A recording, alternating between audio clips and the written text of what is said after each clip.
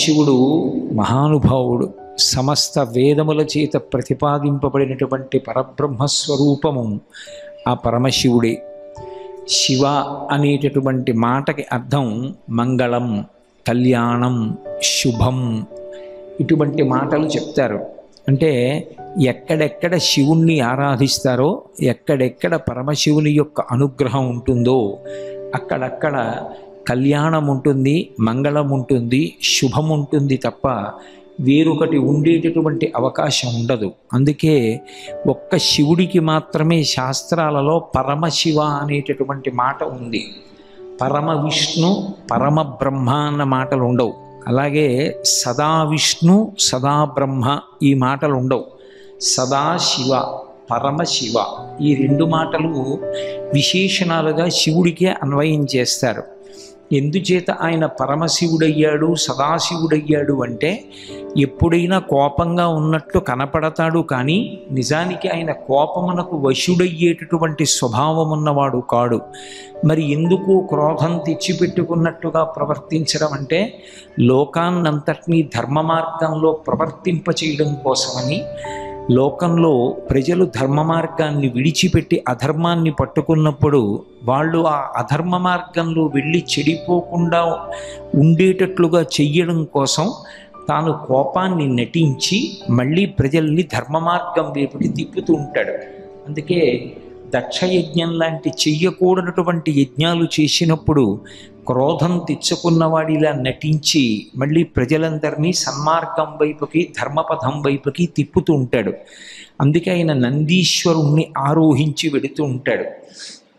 నంది ఆయనకి వాహనము అన్న మాటకు అర్థం ఆయన ధర్మమును అధివసించి ఉంటాడు అని. ధర్మమునందు విశేషమైనటువంటి అనురక్తి కలిగినవాడు అని. అటువంటి పరమశివుడు విశేషమైనటువంటి కరుణాహృదయుడు. ఆయనకి కావలసింది కేవలం భక్తి ఒక్కటే. భక్తి అనేటటువంటి మాటని కొంచెం జాగ్రత్తగా అర్థం చేసుకోవాలి. భక్తి అనేటటువంటిది స్మరణల యొక్క సమాహార స్వరూపము.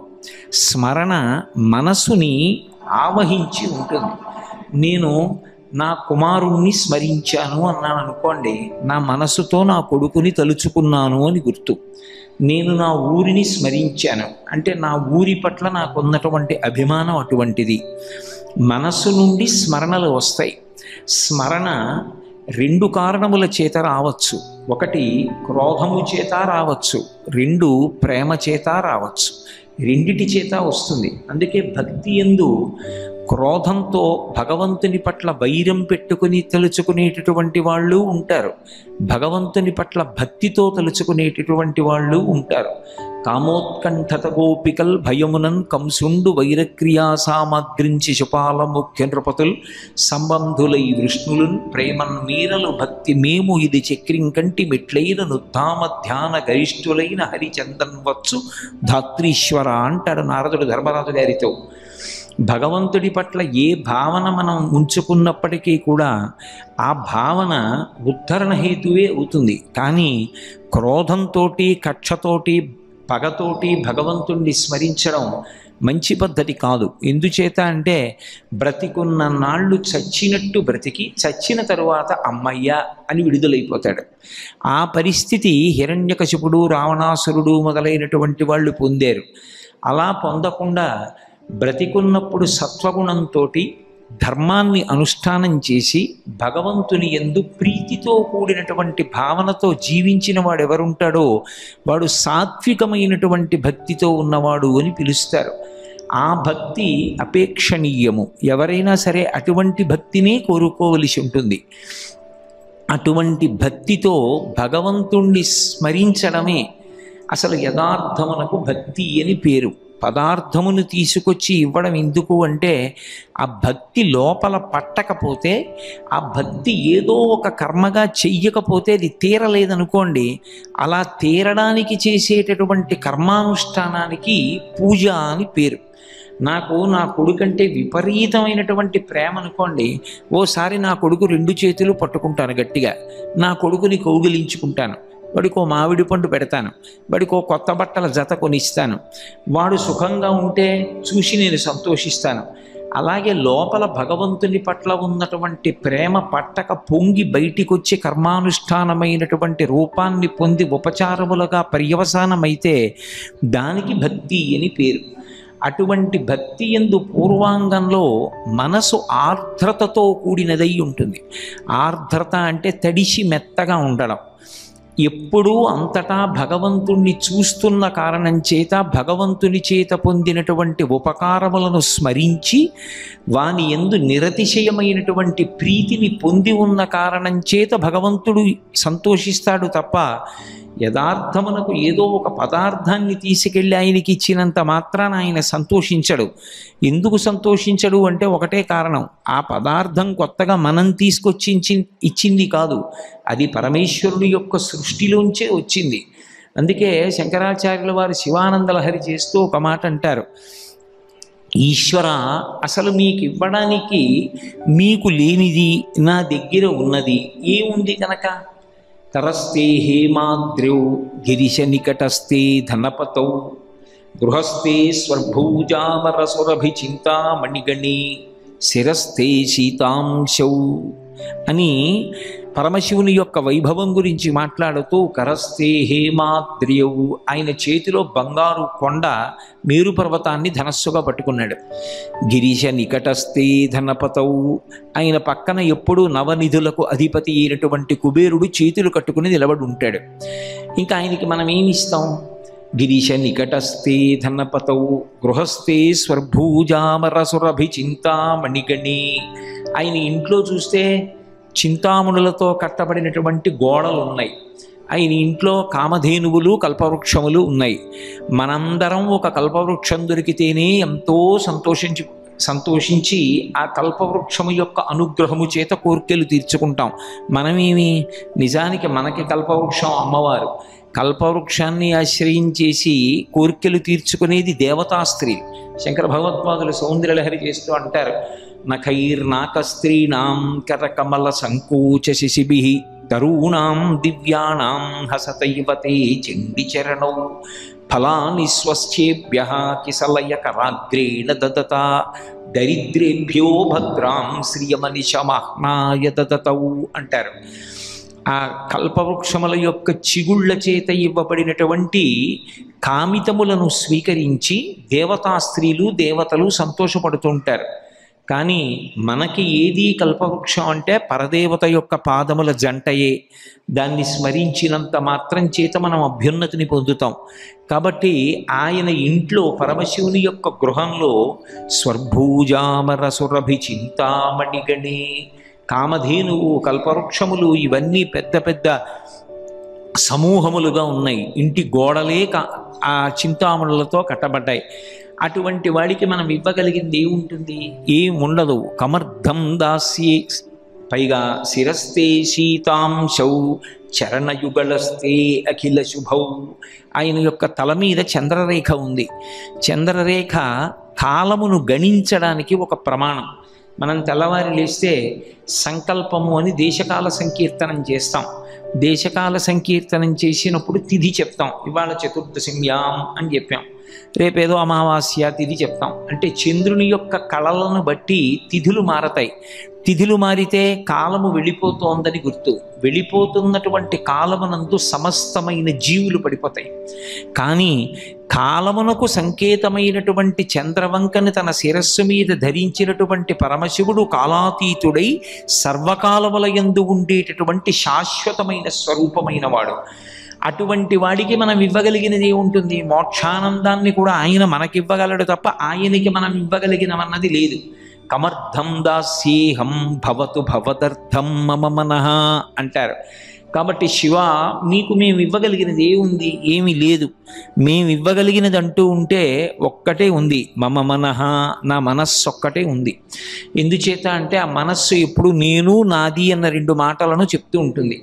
నేను ఈ శరీరాన్ని చూపించి నేనంటుంది, దీనికి సంబంధం ఉన్న వాటిని చూపించి నాది అంటుంటుంది. నేను నాది అన్నప్పుడు వాడు వాడిది మధ్యన మహాసముద్రం వస్తుంది.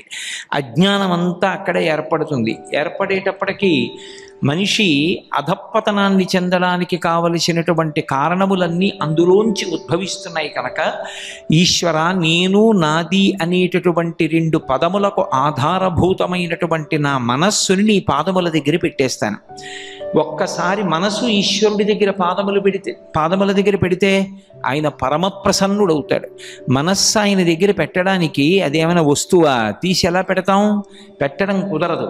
అంటే మనసు ఆర్ద్రత చెందాలి. ఆర్ద్రత అంటే భగవంతునకు మనకు ఉన్నటువంటి సంబంధమును విచారణ చెయ్యాలి. ఈ శరీరాన్ని ఇంత గొప్పగా నిర్మాణం చేసిన వాడెవరు? ఈ శరీరాన్ని ఒకప్పుడు అమ్మ కడుపులోకి చేర్చిన వాడెవడు? పైకి తెచ్చిన వాడెవడు? దీనికి సమర్థత ఇచ్చిన వాడెవరు? దీనికి గురువుగారి అనుగ్రహంతో శాస్త్రాన్ని చదువుకుని భగవంతునితో ఉన్న అనుబంధాన్ని తెలుసుకుని పూజ చెయ్యగలిగినటువంటి వైభవాన్ని చేకూర్చిన వాడెవరు? సర్వోత్కృష్టమై శాస్త్రములను తెలుసుకుని ధర్మాన్ని ఆచరించగలిగినటువంటి శక్తి కలిగినటువంటి ఈ శరీరాన్ని కృప చేసినదెవడు? బయట సుఖములను అనుభవించడానికి బ్రహ్మాండంలో ఇన్ని సుఖస్థానములను ఉంచిన వాడెవరు? బ్రహ్మాండాన్ని పిండాండంతో సమన్వయం చేసి ఇది ఉన్నది అన్న భావన చేత దీన్ని నడుపుతున్న వాడెవరు? ఈ ప్రశ్నలకి జవాబు ఆలోచన చేసినప్పుడు ఈ కంటికి కనపడకపోయినప్పటికీ అంతటా పరివ్యాప్తమైనటువంటి ఒక గొప్ప తేజస్సు ఒకటి ఉన్నది. అదే పరమేశ్వరుడు. అటువంటి పరమేశ్వరుడు గొప్ప ఉపకారం చేస్తున్నాడు. ఊపిరి ఆయన తీయిస్తున్నాడు. నేను ఊపిరి తీసింది నిజమైతే చనిపోయిన వాళ్ళందరూ ఊపిరి తీసుకోవడం చేతకాక చనిపోయిన వాళ్ళు కారు. ఆయన అనుగ్రహం ఆగిపోయింది, ఇక ఊపిరి తీయడం ఆగిపోయింది. అందరూ ఊపిరి తీద్దాం అనుకున్న వాళ్లే, కానీ ఒకనాడు ఒకడు ఊపిరి తీయలేక అతని యొక్క పిండాండాన్ని బ్రహ్మాండంలో కలిపేయవలసినటువంటి అగత్యం ఎందుకు ఏర్పడుతుంది అంటే 1,000,000 మంది వైద్యులు కూడి వచ్చిన కానీ మరణమయ్యడి వ్యాధి మాన్పలేరు. ఆ పరమశివుని యొక్క అనుజ్ఞ అయిపోయిందనుకోండి, ఆ ఊపిరి అక్కడతో ఆగిపోతుంది. కాబట్టి అసలు దీనికి నిర్వాహకుడెవరు? ఆయన. దీని గౌరవానికి కారణం ఎవరు? ఆయన. యావత్ పవనో నివసతి దేహే తావత్ పృచ్చతి కుశలంగేహే గతవతి వాయౌ దేహాపాయే భార్యా బిభ్యతి తస్మిన్ కాయే. ఆ ఊపిరి లోపలికి వెళ్ళి బయటికి వస్తున్నంతసేపు అయ్యా బాగున్నారా బాగున్నారా అని అడుగుతారు. ఆ ఊపిరి ఆగిపోతే ఉత్తర క్షణంలో శరీరానికి ఉండేటటువంటి మంగళత్వం పోయింది. అంతటి మహానుభావుడైనటువంటి పరమేశ్వరుడు మనం ఎన్ని తప్పులు చేసినప్పటికీ వేదంలో ఎలా బ్రతకమని మనకి శాసనం చేశాడో ఆయన శాసనానికి అనుగుణంగా మనం బ్రతికి ఆయన యొక్క అనుగ్రహానికి పాత్రులు కావలసినటువంటి వారం అలా పాత్రులం కాకుండా నిషిద్ధ కర్మలై ఈశ్వరుడు ఏవి చెయ్యవద్దన్నాడో అవి చేసి పాప పంకిలమునందు మునిగిపోయినప్పటికీ ఆయన మళ్ళీ చేసినటువంటి పాపములను పోగొట్టుకోవడానికి శరీరాన్ని పునః పునః ఇస్తున్నాడు. ఈ శరీరాన్ని ఇవ్వలేదనుకోండి, జీవుడు పాపములను అనుభవిస్తూ ఉండిపోవాలి. ఎక్కడో ఏ యమలోకంలోనో చేసిన పాపాలన్నింటికీ నిన్ను బాధ పెడతా ఉన్నారనుకోండి, మళ్ళీ అసలు పుణ్యం చేసుకునే అవకాశం ఎక్కడి నుంచి వస్తుంది? అందుకే ఈ శరీరాన్ని ఇచ్చి ఈ శరీరము చేత పాపములను అనుభవించగలిగినటువంటి అవకాశాన్ని ఇచ్చి ఈ శరీరంతోటే మళ్ళీ పుణ్యం చేసుకునేటటువంటి అదృష్టాన్నిచ్చి ఈ శరీరంతోటే శాస్త్రాన్ని గురువుగారి దగ్గర తెలుసుకోగలిగినటువంటి అనుగ్రహాన్నిచ్చి తెలుసుకున్నటువంటి శాస్త్రాంతర్గతమైనటువంటి విషయములను అనుష్ఠాన పర్యంతంలోకి తెచ్చుకుని ధర్మము అన్న రూపంతో దాన్ని ఆచరించిన నాడు ఏ పాశములు మనని పట్టి పీడిస్తున్నాయో ఆ కర్మపాశములు తెగిపోవడానికి అవి కారణమవుతాయి. అలా గురువుని శాస్త్రాన్ని శరీరాన్ని భగవంతుడు ఇచ్చి ఉండి ఉండకపోతే మనం తరించడం అన్న మాట ఎప్పుడు వస్తుంది? అసలు ఉండదు. మనుష్య శరీరం ఒకటి ఇచ్చి మళ్ళీ శాస్త్రం ఇచ్చి శాస్త్రమును చెప్పగలిగిన గురువునిచ్చాడు కాబట్టి గురువు ద్వారా శాస్త్రాన్ని విని దాని మీద మక్కువ పెంచుకొని ధర్మాన్ని అనుష్ఠానం చేసి ఇక మళ్ళీ శరీరములలోకి వెళ్ళవలసిన అవసరమన్నా లేకుండా చేసుకోవడం, లేదా ఉత్తరోత్తర ఇంతకన్నా ధర్మమునందు పూనిక కలిగినటువంటి వైభవంతో కూడిన కర్మాచరణ చెయ్యగలిగినటువంటి అధ్యవసాయముతో కూడినటువంటి బుద్ధి కలిగిన మనుష్య జన్మ సంప్రాప్తమయ్యేటట్టుగా ప్రవర్తించగలగడం సాధ్యమవుతోంది. దీనికి కారణమైన వాడు పరమేశ్వరుడు కనుక ఆయన కన్నులకు కనపడాలని లేదు. ఒక్కొక్క నాడు మహాభక్తులైనటువంటి వారికి మాంసనేత్రము చేత చూడడానికి యోగ్యమైన రీతిలో దిగి వచ్చాడు. ఒక్కొక్క నాడు ఆయన అలా అందరికీ ఎదురుగుండా కనపడాలని లేదు. ఇక్కడే ఈ లోపలే హృదయ గుహలో ఉంటాడు. హృదయ గుహలో ఉండి ఎవరు అంతర్ముఖత్వాన్ని పొంది వెనక్కి వెళ్ళగలరో అలా లోపలికి వెళ్ళగలిగినటువంటి వారు ఆ తత్వాన్ని దర్శనం చేసి అద్వైతానుభూతిలో అది తప్ప వేరొకటి లేదన్న ఒకే ఒక్క భావన యందు అనుభవంగా ఆనందించి సంతోషించి తరిస్తూ ఉంటారు. అటువంటి అవకాశాన్ని ఇవ్వగలిగినటువంటి మహాప్రజ్ఞావంతుడు, దయామయుడు, కరుణార్ద్ర హృదయుడు పరమేశ్వరుడు. అందుకే ఆయన్ని ఆశ్రయించి ఒక మాట అడిగారు. అసలు తరించుట అన్న మాట ఎవరికి అన్వయం అవుతుంది? ఒక్క మనుష్యునికే అన్వయం అవుతుంది. మిగిలిన పిపీలికాది పర్యంతంలో ఏ ప్రాణికి తరించడం అనేటటువంటి మాట ఉండదు. ఎందుచేత అంటే ఏదో మిగిలిన కుక్కలు, పందులు, పిల్లులు, నక్కలు ఉన్నాయనుకోండి, వాటికి తరించడం అన్న మాట ఎందుకు ఉంటుంది? వాటికి ఇవాళ ఈ ఉపన్యాసం వినడానికి రావలసిన అవసరం ఏముంటుంది? వాటికి ఎవరు ఆహ్వానం పలుకుతారు? ఒకవేళ వచ్చాయి అనుకోండి, వస్తే మాత్రం అవి ఇక్కడ విని ఏమిటి తెలుసుకుంటాయి? తెలుసుకోవడానికి జ్ఞానం లేదు.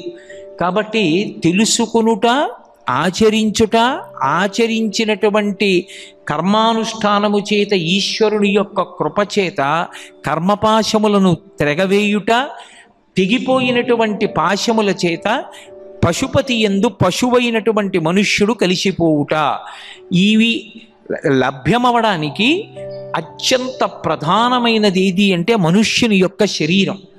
ఈ మనుష్య శరీరాన్ని ఇచ్చినటువంటి పరమేశ్వరుడు మనం తరించలేక ఇదే మనుష్య శరీరంతో ఆచరించవలసిన ధర్మాన్ని ఆచరించకుండా కేవలం అప్పటికప్పుడు సుఖంగా సంతోషంగా ఉంటుందనేటటువంటి ఆకర్షణ చేత వేద విరుద్ధమైనటువంటి విషయములను, అధర్మాన్ని అనుష్ఠానం చేసి దాని వలన విశేషమైనటువంటి పాపాన్ని పొంది మళ్ళీ ఆ పాపాన్ని పోగొట్టుకోవడానికి ఎన్నో కోట్ల జన్మల ఉపాధులు స్వీకరిస్తుంటే, అయ్యా మేము తేలికగా తరించడానికి ఏమైనా అవకాశం ఉందా అని ఒకనాడు మనుష్య జాతి అంతటి పనుపున పరమశివుణ్ణి ప్రార్థన చేశారు.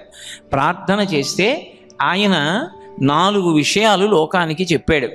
తరించాలనేటటువంటి అనురక్తి ఒకటి ఉంటే, తరించుట అన్న మాటకు అర్థం ఏమిటంటే దాటుట అని. అలాగే మళ్ళీ మళ్ళీ పుట్టి మళ్ళీ మళ్ళీ శరీరం విడిచిపెట్టవలసినటువంటి దుర్గతి నుండి దాటిపోవాలి అంటే ఆ భగవంతుని యొక్క అనుగ్రహంతో జనన మరణ చక్రాన్ని, ప్రవాహాన్ని ఎవరు దాటుతారో వాళ్ళు తరించారు అంటారు. ఆ తరించడం అనేటటువంటిది సాధారణంగా ఒక్క మనుష్యునికే అన్వయం. ఎక్కడో శ్రీకాళహస్తి లాంటి క్షేత్రాల్లో ఒక పాము, సాలెపురుగు, ఏనుగు వంటివి తరించి ఉండి ఉండవచ్చు. కానీ సిద్ధాంతరీత్యా తత్వత మనుష్య శరీరం ఒక్కటే తరించడానికి కావలసినటువంటి ఉపకరణములతో ఉంటుంది. ఇతర శరీరములకు ఆ ఉపకరణములు ఉండవు. దానికి ప్రధానమైనది ఏది అంటే జ్ఞానము, తెలుసుకుని అనుష్ఠానం చేసేటటువంటి శక్తి ఒక్క మనుష్య శరీరానికే. అయ్యా మేమేమో కామక్రోధాది అరిషడ్వర్గానికి, ఇంద్రియముల యొక్క ప్రలోభానికి వశమైపోయి ఆకర్షింపబడుతున్నాం. మరి ఎలా? మేము తరించడానికి ఏమైనా సులభమైన మార్గం ఇంకొకటి ఉంటుందా? చెప్పవలసింది అని అడిగారు. అడిగితే ఒకానొక నాడు పరమశివుడు అనుజ్ఞ ఇచ్చాడు. దర్శనాదభ్రసదసి జననాత్ కమలాలయే కాశ్యాంతు మరణాన్ముక్తి స్మరణాత్ అరుణాచలే. ఈ 4 శైవక్షేత్రాలే. ఈ 4 మొట్టమొదటిది దర్శనాదభ్రసదసి. మీరు వెళ్ళి చిదంబర క్షేత్రంలో ఎలా దర్శనం చెయ్యాలో అలా దర్శనం చెయ్యగలిగితే, అలా చెయ్యగలిగినటువంటి వాడు ఈశ్వరుని యొక్క అనుగ్రహము చేత పాపరాశిని ధ్వంసం చేసుకుని మోక్షాన్ని పొందుతాడు. ఇక్కడ సాధారణంగా ఒక అనుమానం ఉంటుంది. ఏమిటండి, వెళ్ళి ఒక్కసారి అలా దర్శనం చేసినంత మాత్రం చేతనే చేసినటువంటి పాపరాశి అంతా ధ్వంసమైపోతుందా అని. పెద్ద దూది కుప్ప ఒకటి వేశాను అనుకోండి, పర్వతమంత దూది కుప్ప వేశాను. అందులోకి వెళ్ళి ఒకే ఒక్క నిప్పు నిరుసు ఒకటి పడింది. చాలదా ఆ దూది పర్వతం కాలిపోవడానికి? భగవంతుని యొక్క అనుగ్రహంతో కూడుకున్నటువంటి కటాక్ష వీక్షణము చాలు మన పాపరాశి ధ్వంసమైపోవడానికి. అలా ధ్వంసం అవడానికి కారణాల్లో ఒకటి చిదంబర క్షేత్ర దర్శనం. అందుకే కంచికామకోటి పీఠాధిపత్యం వహించినటువంటి ప్రాతస్మరణీయులు అపరశివావతారులు మహాపురుషులు ఎవరి పేరెత్తినంత మాత్రం చేత పాపాలు కూడా నశిస్తాయో అటువంటి మహాపురుషులు చంద్రశేఖరేంద్ర సరస్వతి మహాస్వామి వారు దక్షిణ దేశంలో ఉన్నటువంటి చిదంబర క్షేత్రానికి ఉత్తర క్షేత్రంలో కూడా ప్రతిబింబ స్వరూపమైనటువంటి క్షేత్రాన్ని ఒక చోట ప్రత్యేకంగా కట్టించడం జరిగింది తనని ఆశ్రయించినటువంటి అంతేవాసుల ద్వారా. చిదంబర క్షేత్రం అంత గొప్ప క్షేత్రం. చిదంబర క్షేత్రంలో ఉండేటటువంటి పరమశివుని యొక్క స్వరూపం ఆకాశ స్వరూపము అని పిలుస్తాం.